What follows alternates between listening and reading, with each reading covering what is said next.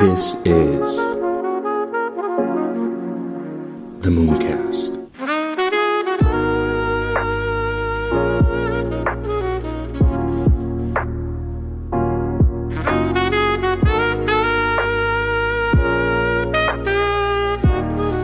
Welcome to the Mooncast. So there's a huge topic of discussion in my research group in regards to if you should buy Bitcoin or if you should buy real estate, right? So I kind of wanted to address some of the real estate bottlenecks that I see and why I think my argument was in my research group that you should buy Bitcoin over real estate. I'm going to explain to you why, right? With a plethora of different data points and talking points. So let's just get right into it. So when we look at real estate, right? I've listed some of the bottlenecks that I see in particular, right? In comparison to Bitcoin, right? When you're comparing both of them. I'm not saying real estate is a bad asset when comparing it to other different assets that you would like to buy. I'm saying in regards to trying to buy real estate versus trying to buy Bitcoin, what makes the most sense? And we're going to, for this area of focus, we're going to try to just talk about mainly just the states because, you know, the world is quite vast and there's many different sort of investment opportunities. There's some that I'm actually looking to still for real estate, but just cheaper options that I think they'd still get the most bang for your buck, but I won't get into them because, well, I want to buy them first before you buy them and then tell you about them afterwards, right? So, but you know, there's a plethora of wealth and knowledge on the internet that you can look up and see exactly what you particularly would see. It makes more sense for you if you want to buy real estate, not buy real estate. But anyways, just jump right into it. So when we look at the real estate bottlenecks, right, that I see, so confiscation, right? This is a huge area of discussion that I want to get into real quick, right? Because if you piss the government off enough, they'll take your property, right? We've seen them do it time and time again. And even if you are in international, you're doing some kind of FDI, foreign direct investment within the confines of a different country, they still have the legal right to take your property whenever they choose, depending on what's the situation going on politically between the country that you're from, the country of origin you're from, versus the country that you bought the real estate property in, right? And we can look no further than I've listed out a lot of different scenarios in which properties were confiscated or assets were frozen because of discord between political organizations amongst nations, right? So when we look at the Iran hostage crisis, right? And we see that happened around 1979 to 1981. So during the Iran hostage crisis, which began in 1979 when Iranian militants seized the U.S. embassy in Tehran, the United States froze what? Your Iranian assets held in U.S. banks, right? These assets remained frozen for many, many years, right? So people were unable to recollect their assets, right? These are either organizations from Iran or also people from Iran, and they were unable to regain their assets because of the situation that happened with the U.S. embassy, right? And when we look no further to the 1960s to now the present day time in regards to the Cuban embargo, so the United States imposed a trade embargo on Cuba in the early 1960s, if you guys don't recollect, right? Which included freezing Cuban assets in the U.S., and this embargo has been in place for decades, although it has undergone some changes in the recent years. The reality situation is that assets were frozen that belong to Cuban citizens, right? And that's, again, another point of discussion that we can get into, right? And then you can look at another talking point here. When you look at another example, when assets were frozen, you look at Iraq sanctions, right, in the 1990s. So after the Gulf War in 1990 and 1991, the United States imposed sanctions on Iraq, including the freezing of Iraqi assets held in Western countries, right? As part of efforts to pressure Iraq's government, right? So they used it as leverage. So they froze Iraqi assets, right, from, again, common citizens, and they used it as leverage or as collateral for the Iraqi government to put pressure on them, right? And this is exactly what I'm talking about when, you know, for lack of a better word, when shit hits the fan, the governments are going to save their own ass, or they're going to try to do everything to impose their will and their own agenda, as opposed to care for what the common citizen of the opposing nation is doing. You know, they don't care, right? They don't care if imagine you're trying to de-risk yourself because you think potentially that your currency or holding assets in your country is too risky and you put it in another country and then your assets still get frozen, right? It's a nightmare. And imagine if you have majority of your net worth, and then your assets just get frozen outside of your country. If you have majority net worth outside of your country, you're just trying to diversify and de-risk yourself. And overnight, you only have 10 or 20% of your net worth left within the confines of your country. What does that do when you have a family, right? And so these are the types of things that I like to sort of bring to light that I think people don't think about when they think about investing in real estate. And we'll just continue on here because I don't want to go off on a tangent and start talking about the illiquidity of real estate, right? And it's another thing that people don't really understand. So I really want to break that down a little bit, right? Before we get into the percentages of why I think it makes a more lucrative investment in today's market, right? So you got to understand, just because things have been working in the past a certain way doesn't mean that that's how the future is going to be. And I think you need to be very, very strategic in how you maneuver and savvy, in your financial literacy moving forward in today's day and age, because today's a technocracy and it's a tech driven sort of society, right? A fintech driven society. And we see the emergence of new technologies that I think would serve as better investment vehicles than the current landscape of the legacy system of, get a 30-year mortgage, which I'll get into a little bit too as well, and just see, does it make sense to get a 30-year mortgage? And, I think you just start paying the interest. You don't even start paying off the mortgage until 5-10 years later, right? The actual principal of the mortgage. Does it make sense when you're paying so much extra for the house? Because most people don't have upfront liquidity to just purchase a house in straight cash, unless you're very business savvy and you're able to cash flow a lot of money and save a lot of money and then move it into real estate. But again, still for me, it doesn't really make a lot of sense when, again, we'll get into the data points that I want to talk about in regards to Bitcoin and what the returns you can make versus real estate if you pay for it, even outright in cash if you had the liquidity, right? So when we scroll on and we look onto the Libya sanctions, right? Those are the 1980s and the 2010s. So the sanctions were imposed on Libya in the 1980s and again in the 2010s, which included freezing of Libyan assets held in Western banks, right? Again, these sanctions were related to various issues, including terrorism and human rights violations, yes. But at the end of the day, are your assets, right? That's the question you need to be asking yourself. Do they really belong to you? If they do, then why are they being taxed? Again, which we'll get into as well. Actually, we can look into that right now because there's another data point that I wanted to pull up in regards to the taxes, right? So there's a data point that I can't find it right now, but there's a data point that it shows that the average tax in the United States is around 1.11%, right? But I can't quite find the statistic right now, but that's another data point that I wanted to pull up so you guys can get an idea in regards to another reason why you shouldn't buy properties, because it's not your property if you're still paying incremental rent as a form of passive income stream for the government, right? How is it your property when you still got to pay 1.11%, which is quite high? Because you got to think in the States, paying a 1% on a $500,000 house, because it's almost the average medium amount for a house in the US is around $420,000 as of right now, right? And so when you're looking at it from that perspective and you talk about, let's say you're paying a 1% property tax, right? On the value of that house, you're looking at like $4,000 every single year that you're paying on just the property tax. That doesn't include the maintenance cost, right? Which we can go a little bit and scroll back up here, right? So you also need to pay the maintenance cost, and there's also miscellaneous repairs too as well. The sink gets messed up, or you got to replace the dryer, the washer. Imagine if you're doing Airbnb. What about the cost of if you're leveraging a sort of like a booking agency or someone to be able to handle, a property agency, to be able to handle all of the situations that happen within the confines of the home, right? With the person that you decide to put as a warm body as a renter for your passive income, right? So imagine you're paying them, let's say 15 to 20%, something ridiculous, right?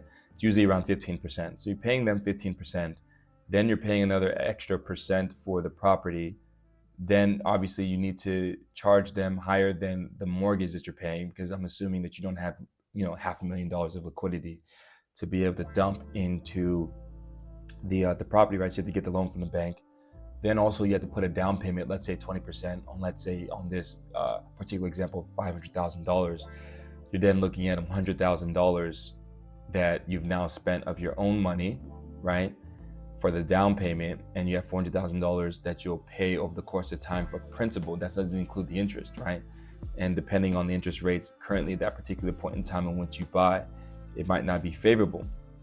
So especially right now when the interest rates are kind of high, so you're probably looking at closer to a 8, 9, 10% interest rate payment, right? Which is not lucrative, seeing as, the average yield in the US is usually roughly around 12%, right? So if we know the average yield is roughly around 12%, and you're borrowing at around 8% rate, you're pocketing a 4% yield roughly, right? That's just off of, if you minus the interest on top of the amount of the monthly reoccurring revenue that you get, right? Or the annualized percentage yield, that you get, right? So you minus that, you get around 4%. Then it doesn't take into account the 1% that you're paying for the tax. So now you're down to around 3% in terms of total profit, right? Then you have the miscellaneous expenses as well, and also the occupancy rate, right? Which is, could vary. So maybe you're looking at about anywhere from 1 to 3% in regards to liquidity, right? And so this is probably some of the issues that you might be able to face. So when you look at that and you break it down in regards to the math, so let's say on the low end, you're getting 1% in terms of profit every single year. And once you take out the interest that you're paying for the mortgage, right? Plus the property tax, and then the miscellaneous expenses. Let's just say you're operating and occupancy rates, right, which can vary. Let's say you're operating around a 1%. I'm just making an example, right? I'm brainstorming. So you're getting 1% profit, from that situation, right? So that's roughly around 4,000, or let's say, roughly around $4,000, right? From this example, every single year in profit, right? And on the high end, let's say you're getting 3%, so you're getting around $12,000, right, in profit every single year. Is it worth it in the United States? I don't know. It depends on your circumstances. Are you living in the United States? I don't think that's a suitable yield. I think there's much better rates of return. You can even put your money into the S&P 500 and get around a 10% return, So for me, the juice isn't worth the squeeze in that regard, right? And when we scroll down here and we look at more of the different times in which land or assets were confiscated, right? Not just land, but real estate or assets were confiscated, right? You look again at in 2000s with the Zimbabwe sanctions, right? So the U.S. and Western countries imposed sanctions on Zimbabwe, including asset freezes in response to political and human rights concerns, right? And so you see again assets being frozen, right? We scroll down here and we go and we look at the Venezuela sanctions in 2010s to present, right? In response to political and economic turmoil in Venezuela, the U.S. and other Western nations have imposed sanctions, including asset freezes on Venezuela officials and entities, right? So again, entities and officials and people's getting their assets frozen. So we continue on. We can see Russia too as well with the sanctions in the 2010s into the present. As you know, the whole situation with for it not to take actions against Ukraine and other geopolitical issues as well. And as you guys know, Russian oligarchs' assets were frozen, due to the war that's currently going on right now. And then we also have North Korea too as well. So these are basically some of the bottlenecks that you face, in regards to the confiscation aspect of real estate, right? But you don't experience these types of things when you in regards to Bitcoin, right? Because Bitcoin can be confiscated unless you give somebody your seed phrase, right? And again, that's the added value of owning Bitcoin, right? We haven't even gotten to the percentages yet, which again we'll break down in a little bit here now too. But you even look at the cross-border payment solutions of Bitcoin, right? And that ties me into, again, also the illiquidity of real estate, right? What happens if a war happens, like what happened in Ukraine? You think those people were able to sell their houses in time and get some added cash? Do you think that they were able to withdraw money and liquidity from the bank in time to get added cash to escape the situation that was going on? No, they weren't. They were standing in line in the banks, trying to get liquidity out of the bank, not knowing that the bank operates on 1 to 2% liquidity globally, right? And then you also have the issue as well in regards to, not being able to sell your home, right? So quick enough because it's illiquid. And then also you still need to pay tax when you do sell your home. And imagine, someone just initiates a war, or someone, by meaning the leader within your country, initiates a war with another country suddenly, and then, the prices automatically drop like crazy, right? And so all of a sudden you trying to protect your wealth in real estate, that all gets diminished to dust overnight. So you lose about 50, 60, 70% of the asset appreciation that you once had. And then potentially your house could be bombed, right? That's another thing too as well, which, there's just tornadoes that could happen. There's lightning strikes. There's always different environmental hazards that could happen when you own a house, right?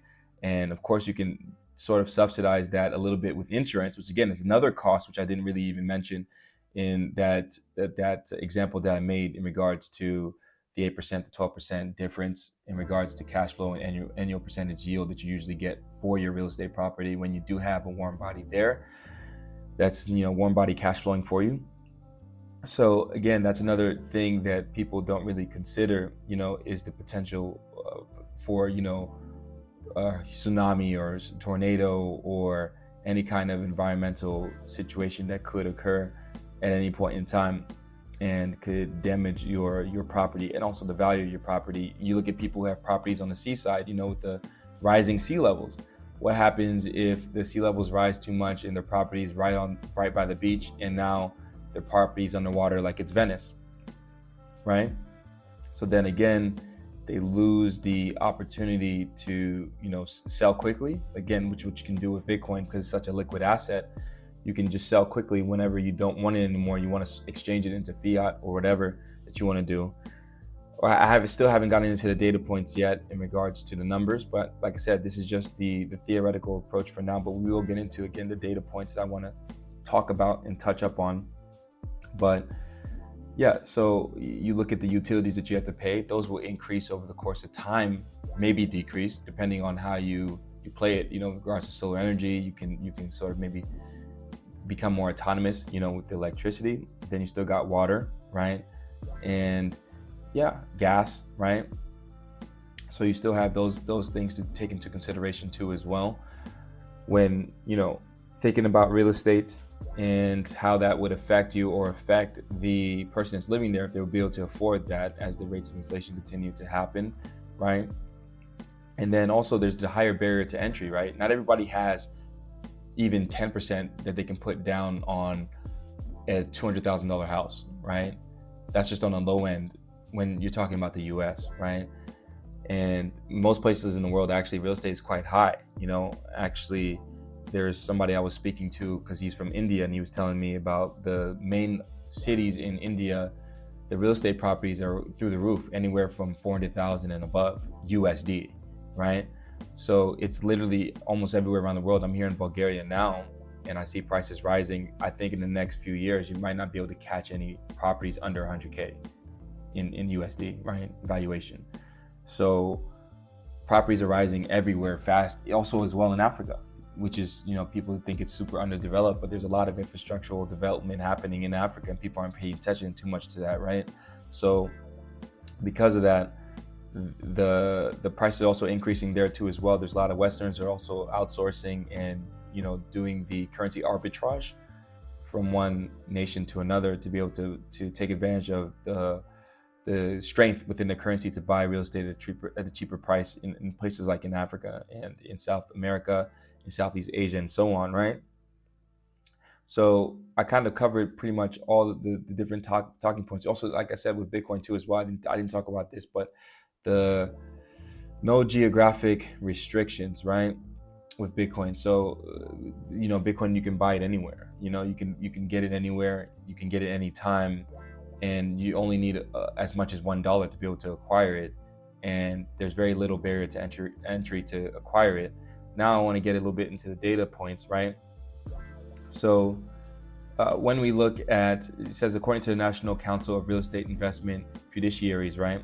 As of Q1 2021, the average 25-year return of private commercial real estate properties held for investment purposes slightly outperformed the S&P 500 index, with average annualized returns of 10.3% and 9.6% respectively.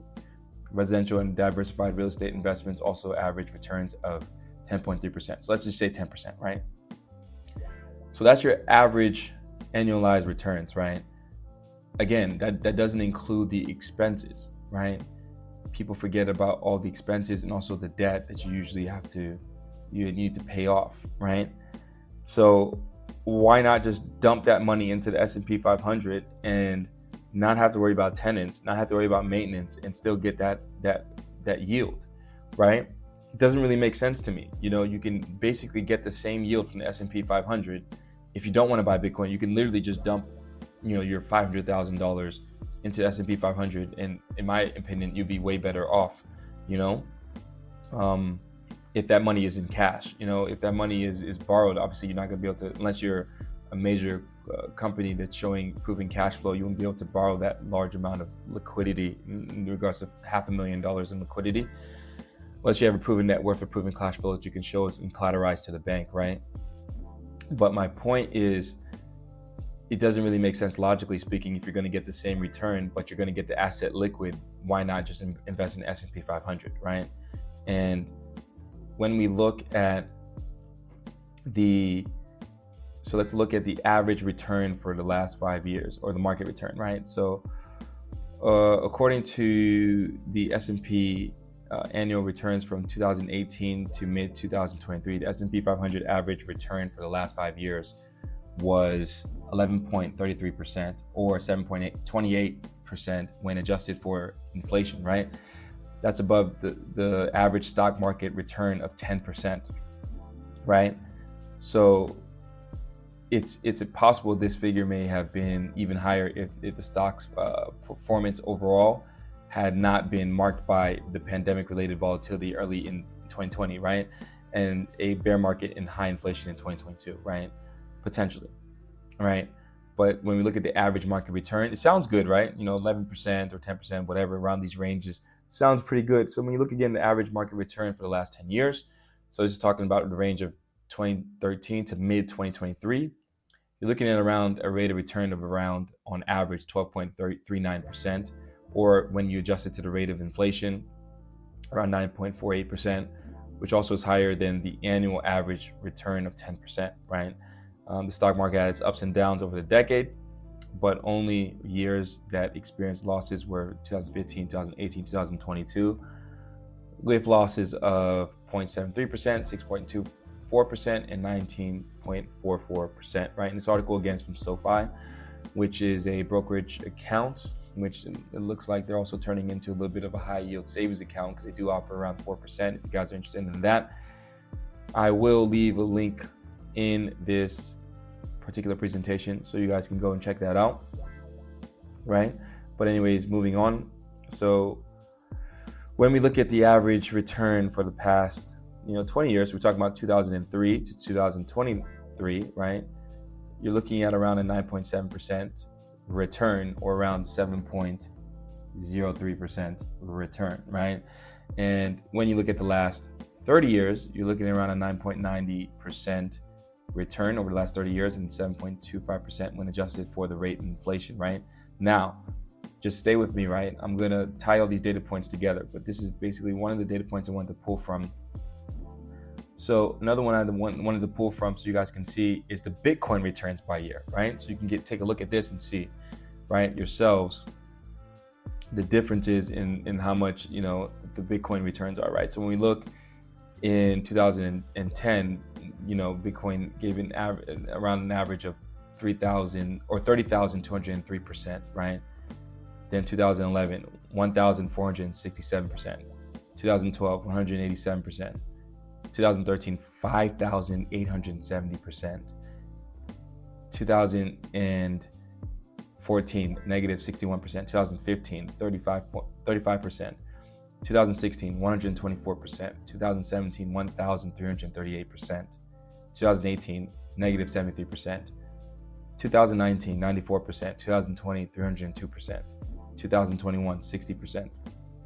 2022, negative 64%. 2023, as of year to date, as of mid-June, 57% around, roughly, right? So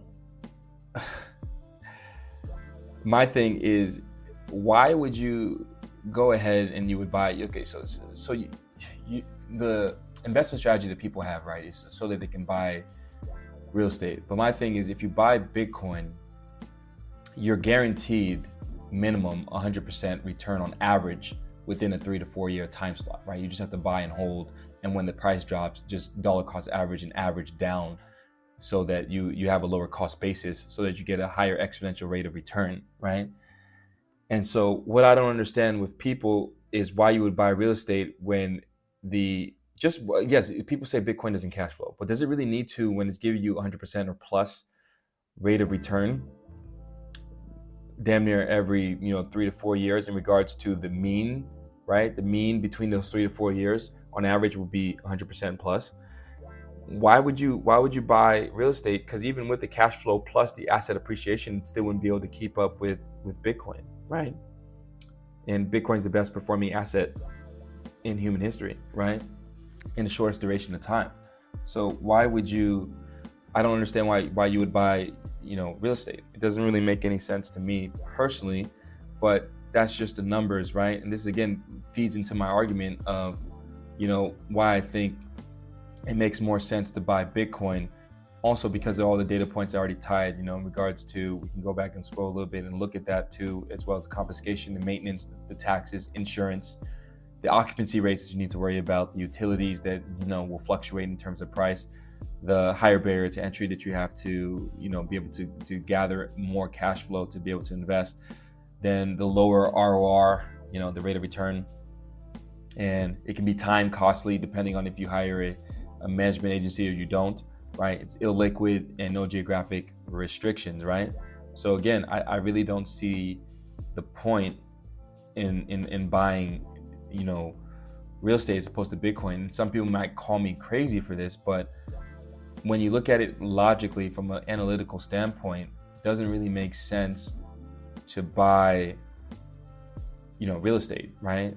If you're just looking at this from analytics and you just remove Bitcoin or real estate and you just say, hey, 2 assets, right? One of them is giving me minimum 100% rate of return in a 3 to 4 year time span of just buying and holding, right? The other one is just being able to keep up with the rate of inflation, right? In regards to equity appreciation and some cash flow, right? When you take into account expenses, and also you have all the other headaches, and it's time costly, all the other headaches that you have to face, the illiquidity of it, all the other headaches you have to face.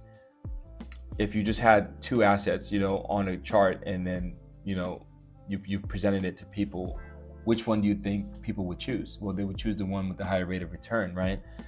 And the one that's been proven for 15 years now, we have almost of data, right, to give you a higher rate of return.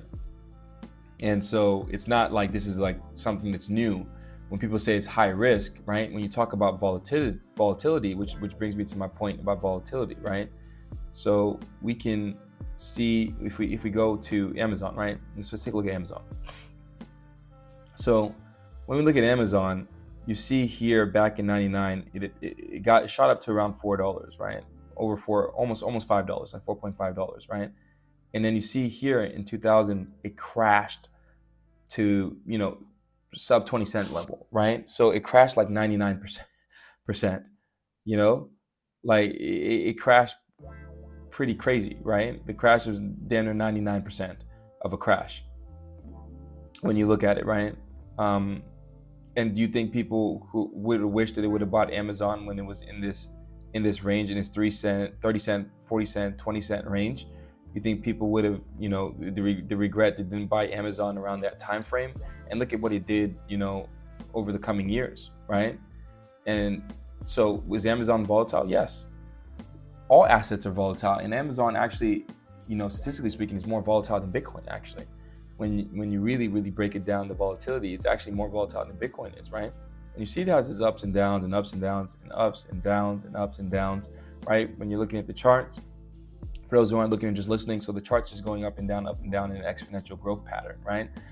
And the people who would invest in Amazon at 20 cents would have seen an exponential rate of return. Right now, at its all-time high, I think it went up to around $180, right? And then again, you see, boom, it crashed again, like with every other asset. So people were saying, oh, Bitcoin's volatile, but every other asset that was a blue chip asset within the stock market crashed, 50% plus, last year. So it wasn't just a Bitcoin thing, right? And let's take a look at the Bitcoin chart, right? So when we look at the Bitcoin chart, right, and we see same thing, it has volatility, has ups and downs, right? But the chart is very similar, right? And we see we're trending back up. The crash was here, around this 15, 16, 17K range when I told people in my research group to buy. This is when I was buying and accumulating here in this range right here, right? And for me, just all indicators for me said oversold, right? And I was looking at the fear and greed index, and then I saw, because the data points that I'm looking at are different, right? So I'm looking at Bitcoin, it never went below its previous all-time high from the previous bull run. What I mean by that is every single bull run that happens within Bitcoin, like if you look here, at the top in 2018, right? It went up to close to 20K, right? Something like that, right? So you can't really, the chart is, here we go. So it went up to close to 20K. It had never, before this time, before the previous bull and the previous bull before that, it had never went below its previous all-time high from the previous bull. So when it dropped below 20K, which is the previous all-time high from the previous bull, was when I knew it was time to unload and buy, right? And I knew it was a very unique buying opportunity, and I don't know if it's going to go back down in the sub-20s. People are calling that it will. I don't really see it. Everything indicates that it's not going to do that, right? But if it does, I'll just be buying more of it, right? Why? Well, because everyone and their mama is trying to get their hands on it, right? You have BlackRock, the biggest assets under management wealth fund, hedge fund, however you want to call it, is getting in, right? They're applying for a spot Bitcoin ETF. They also are invested in 4 of the biggest top mining companies, right? So when you look at these data points, right, does it look like this asset's going away? At the end of the day, why would they apply for a Bitcoin ETF? Well, it's because they want to make money from the fees, right? For the transaction fees. They don't really care about Bitcoin, but they see the potential to make a lot of money. And my conclusion is also that BlackRock is basically, they've been buying Bitcoin a lot. I think they have a lot of Bitcoin because they have to back it up with the spot ETF. And I think that we may see $10 billion or more, whichever first ETF gets approved within the first day in terms of trading volume, right? And I'm just maybe underestimating, the amount of demand, right? So that's the reason I want to get my hands on it before they do. Yeah, the price might manipulate it. In the short term, it might go up, it might go down slightly, 10, 20%, but who cares when it's, 6 figures and above? Who really cares? If you bought it at 30K versus you bought it at 15K versus you bought it at 17K versus you bought it at 22K, when it's 250K, when it's 150K, when it's 120K, you're not going to really care as much. And so that's my thing. And so that's basically sort of my level of understanding of why, trying to give you guys a level of understanding of why I think that it makes more sense to buy Bitcoin as opposed to real estate, right? Because you get the asset appreciation, right? And when you keep going and you look here, right? So this is so in regards to a guideline, right? I wanted to put this example of people who don't understand dollar cost averaging, right? So this is a great little article made by Smart Valor, right? And we talk about, Bitcoin dollar cost averaging example, right? So Bitcoin can perform even better when using a dollar cost averaging strategy. Let's look at an example, right? So let's say in January 1st, 2018, Michael decided to purchase 5,000 worth of Bitcoin, right? The price was $13,800, meaning Michael owned roughly around 0.362 BTC, right? On the same date, Jennifer decided that she wants to put $5,000 toward Bitcoin, but instead of spending $5,000 in one day, she puts $500 toward Bitcoin every month for 10 months, right? To spread out the risk and lower her cost basis because of the volatility in the short term, right? Remember, I told you long term, 3-4 years, the volatility doesn't matter, but in the short term, it's different, so it's better to spread out the risk so that way you can lower your cost basis instead of putting the $5,000 all in one time. So it says, this article goes on to read, says, due to the price fluctuations, Alice owns 0.61 Bitcoin at the end of the year, almost double what Michael holds, right? Dollar cost averaging offers risk reduction and emotional detachment from your investments. In the words of billionaire investor Charlie Munger, the real money comes not in the buying or the selling, but in the waiting. This is absolutely true, right? So keep that in mind when you're coming up with your own dollar cost averaging strategy, whether that's every day, every week, every month. But keep that in mind, right? Over the course of time, spreading those risks, spreading those buys over the course of time, especially in the bear market where it's the time to accumulate. No one's really paying attention. People think the market's dead, Bitcoin's going to zero, all these different types of things. This is the time to really, accumulate, right? And another point that I wanted to make too as well is, with Bitcoin, right?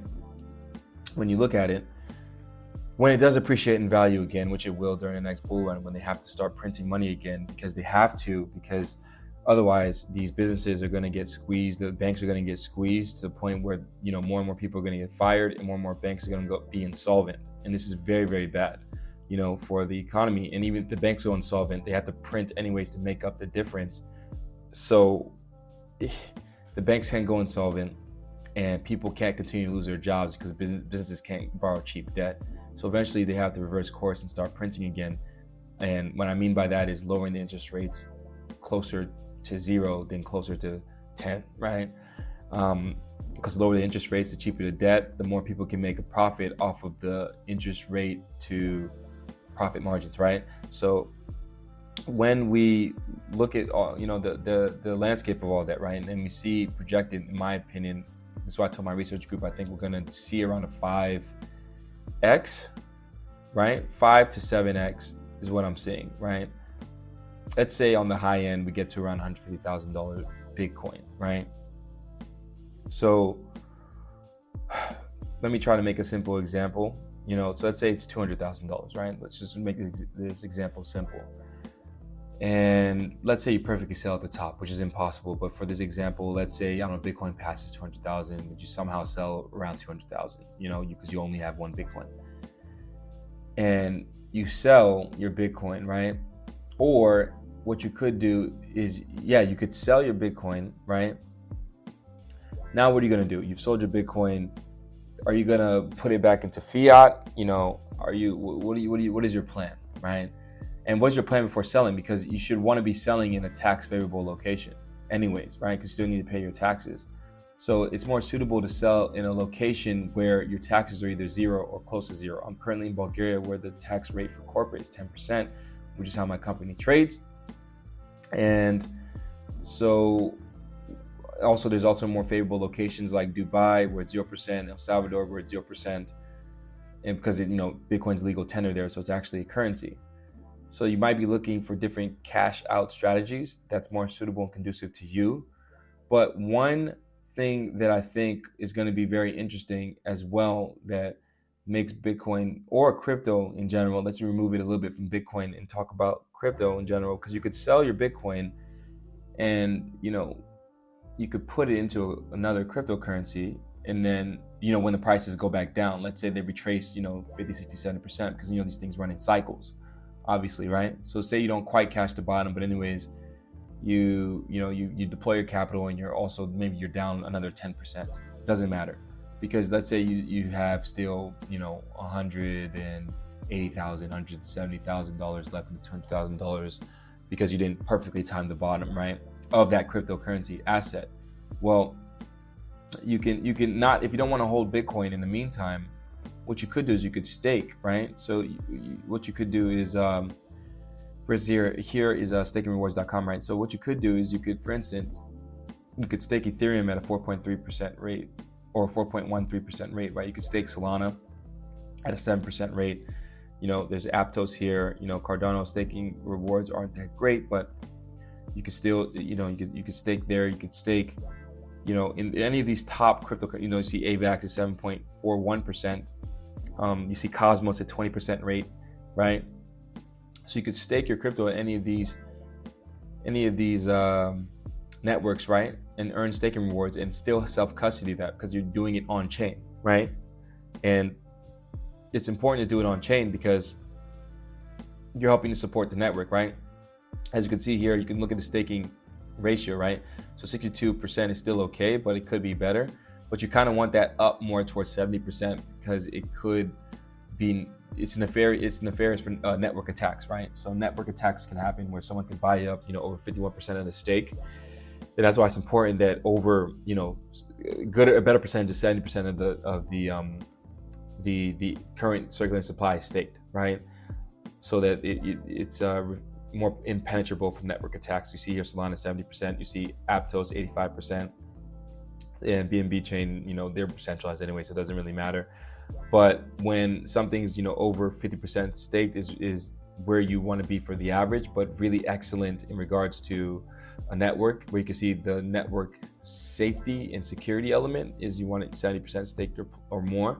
But the point I want to make with this is that you can earn percentages, right? You can earn dividends, from staking. And what you could do then is you could borrow against what you staked. Like Cosmos is coming out with this liquid staking mechanism now. Cardano already has some kind of implementation of this, I believe, but Cosmos is coming out with this too as well, where you could borrow. Basically, you could have a liquidity token, right, or a liquid bearing asset, right, or a bearing asset, right? So an asset as a reflection of what you've staked, right? And so you could take that asset and then you post it as collateral, as a representation for the original asset that you actually have staked. And if you post it as collateral, right, you could then borrow, let's say at a loan to value rate. Let's just make it very simple, right? Let's say you have 100,000 that you put in, and you borrow a loan to value of, let's say, or let's say you have 200,000, right? And you borrow a loan to value of, let's say, 40%, right, of 200,000. So you're looking around 80,000. You can go buy an apartment in Vietnam with that, and a lot of times these borrowing rates, and also you're doing it through smart contracts. So you're bypassing the legacy system of all the, in the legacy system, you have to deal with a lot of documentation, all these different types of back checks and screenings and KYCs and just to see any credit checks to just see if you're eligible, right? Where with the smart contract, you're just dealing with the code. You could take that liquidity, still have your 200K that you had originally, right? And it's just posted as collateral in the smart contract, right?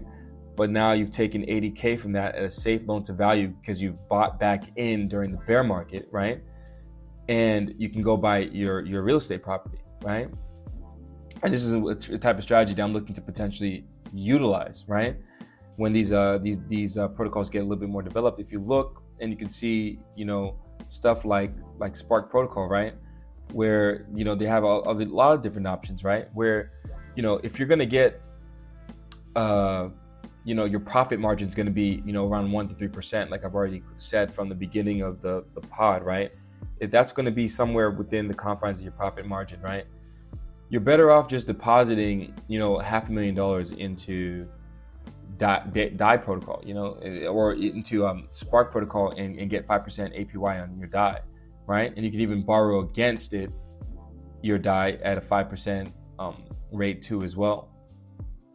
So if you look at the you see here, deposit APY is here, and you can, okay, yeah, so here's the MakerDAO, and then it tells you to launch here. But yeah, the point that I want to make is you can borrow against, here it is right here, the borrowing rate. This is what I was looking for. So the borrowing rate is 5%, and also deposit rate is 5%. So you could borrow and deposit and basically have 0% interest to pay, right?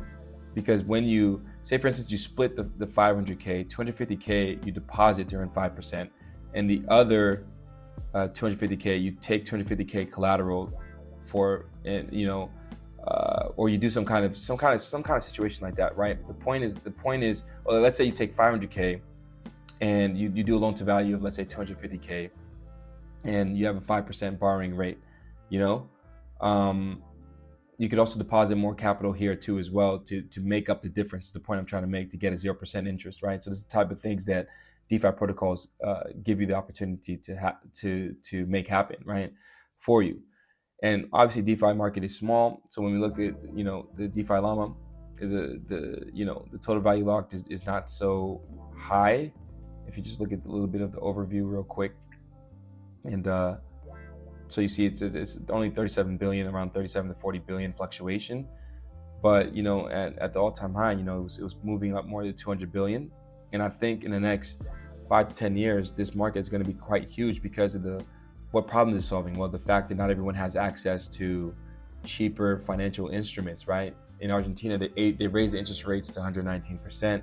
Nigeria interest rates are crazy too as well. Most of Africa interest rates are 20% up to borrow money. So it's very expensive. But if you can get access to crypto and you can get into these little protocols, you can take advantage of them, right? Is the point that I want to make. You can take advantage of them and play around with them to be able to lower your interest rates and still have liquidity, right? And you could transfer that into stablecoin and swap that into fiat and use it in an actual bank to buy a property. Or in some countries, you can just buy properties with crypto, or in some areas, like in Dubai, in El Salvador, you can buy with Bitcoin, So this is the type of things that you can be looking to leverage, right? Is the entire point that I want to make, And yeah, of course, like I said, the total value locked is not so high, in comparison to, TradeFi. But I think over the course of time, this has huge potential, decentralized finance, to really, disrupt, the current financial instruments that we have now. And it's more cheaper, more cost effective, And that's the entire point and the entire idea, right? And so another point that I wanted to bring up too as well, so now that we covered that, is the average home price in the United States, right? So the median home price, this is again fool.com, right, from Motley Fool, right? So the medium home sales price is $416. That's $416,100 as of the second quarter of 2023. That's a 23% or 26% increase from 2020, when the median was 329,000, right? And the increase is pretty good over a 3-year time span. But again, is this going to outpace Bitcoin? No, it's not. And who wants to borrow $416,000 and never pay it back ever through a 30-year either fixed or variable mortgage? Hopefully, it depends on the interest rates, right? Depending on your strategy. But who wants to pay that back over a 30-year time span? Not I, for sure not. I'd rather buy some Bitcoin. Even if Bitcoin just does a 2x, it's still a better rate of return in the next few years than buying real estate, which it won't. But I'm just saying, it doesn't really make sense, right? And again, when you look at here's another example too as well. So it shows the median real estate tax paid in the United States overall was around $2,971, right? So this is the median home value. This is in 2021, so median home value has increased, right? So it's more upward towards $4,000, which again, I just don't think it makes sense, to go ahead and buy a home. Then you also look at the average monthly mortgage payments is around $1,700 a month, and I think it's a bit much higher now. I think it's closer to $2,000 a month. The prices are continuing to increase. If you look at the median salaries in the States, they're closer to around $50,000 a year. So people are using half of their liquidity that they're making every month just on property, which, a good rule of thumb is to have 20 to 25% or less of your monthly expenses go to rent, right? And when it's crossing that 50% threshold, it's quite high, right? When you look at the fact that the median salary, what it is, then you're left with, let's say, around $2,000 left. You still need to pay your car insurance. You need to still pay off your car. A lot of people, they take out, again, another loan for cars because the car is a necessity in the States. So just off those two alone, it's another $800 gone. You're down to $1,200. Then you still have insurance. You still need to pay for food. You still need to pay for gas. You still need to pay for utilities. So you see where I'm going with this. And so this is basically how I kind of see it in regards to the breakdown of that. And so I just wanted to close off with a little bit of the objection points, right? Of why people don't see Bitcoin as a suitable investment at all. And some people think I'm crazy for saying that it's a better investment than real estate. But when you really, really look at it, let's just look at it first. So people say Bitcoin's too volatile. So I kind of already debunked that, because if you look at the stock market, there's a lot of volatile assets that were blue chips, like Amazon, which I pointed out already, right? So that kind of debunks the volatility, right? That's just not fact checking, looking at data. Then you say, Bitcoin's a scam or used for criminal activity, right? Which I can debunk too as well. So that's the number one of the biggest forms of money laundering is through cash, right? And so when people say that, I always kind of chuckle, because I'm like, cash has been one of the biggest forms of money laundering for the longest of times. And if you see this article here from the UNODC.org, right? So we're talking about the United Nations Office on Drugs and Crime, right? So they break down, they have a little chart to talk about, the 3 stages of money laundering, right? The placement, layering, and integration, right? So the placement meaning the movement of the funds in direct association with the crime. Then you have the layering as well, disguising the trail to foil pursuit, right? Meaning that you're basically trying to find a way to put the money into the system, right? And then the integration is making the money available to the criminal from what seem to be legitimate sources, right? So just so you guys know, banks are some of the biggest criminals in regards to money laundering. I mean, Deutsche Bank, they launder money. I mean, you guys can look this stuff up on the internet. Banks, they just end up paying a fine and continue laundering money. So if anyone's to attack, it's really the banks, to be completely honest with you. And it's another nuanced point that I would like to bring up too as well, because I think people don't know that banks, so let me just type in, Deutsche Bank, so here we go, right here, you see Reuters. So it says U.S. Fed fines Deutsche Bank $186 million for slow progress against money laundering. So, banks do this, right? I know that people don't want to believe that, but banks launder money. This is what they do. And if you look at this article, it goes on to talk about, it says the estimated amount of money laundered globally in 1 year is 2 to 5% of global GDP, or estimated 800 billion to 2 trillion in current US dollars, right?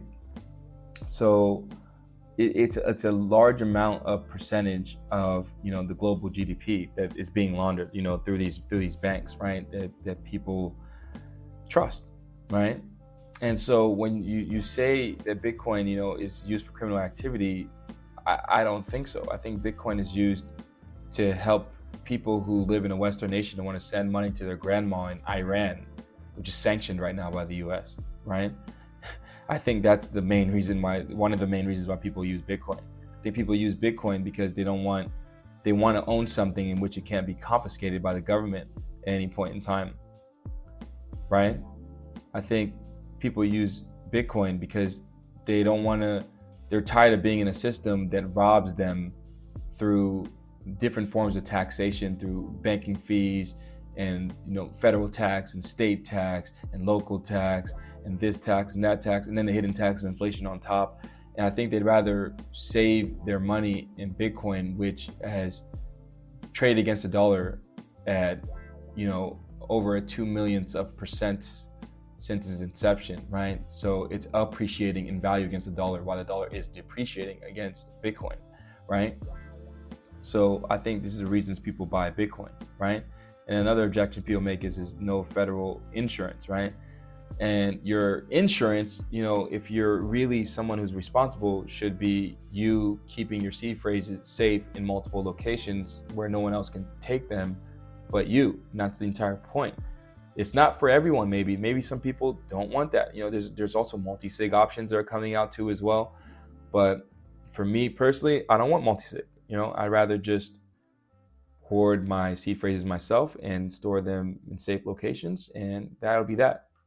And say it's not backed by the government. Yeah, but fiat backed by the government, what does that actually mean? It just means that the government can or a small amount of people can just decide when they want to make you have to produce more every year to keep up with them printing more money. And only a few people knowing about it beforehand and taking advantage of the situation, right?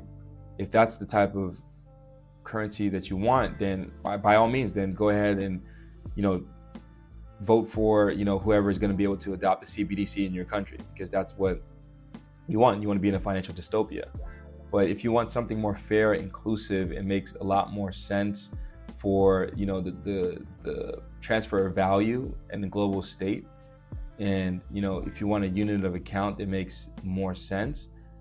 If you want something that is more, transparent for everyone to be able to see and isn't controlled by anyone and anyone can join, then, by all means, join the Bitcoin network, right? But like I said, if you want a more closed sourced, controlled by only a few people type of situation, then by all means, go for the CBDC. But I think it's obvious which one is better. And, I brought out a lot of different data points as to why I think, Bitcoin's better than CBDCs, and Bitcoin's obviously better than the real estate, right? Which is the main point of this entire pod.